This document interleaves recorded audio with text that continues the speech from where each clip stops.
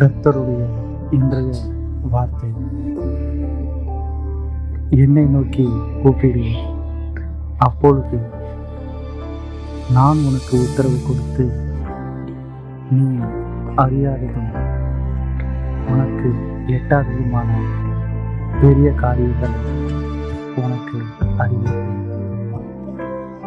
இன்னைக்கு ஆண்டவர் உங்களை பார்த்து சொல்றாரு, நீங்க அவரை நோக்கி கூப்பிடணும்.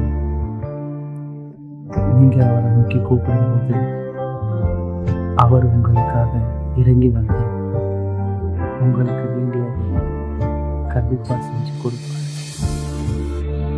கவலைப்படாது. கர்த்தர் எப்பொழுதும் அவரை நோக்கி கூப்பிடுறவங்கள கைவிட மாட்டார். நம்பிக்கையோட இருங்க. ஆமென்.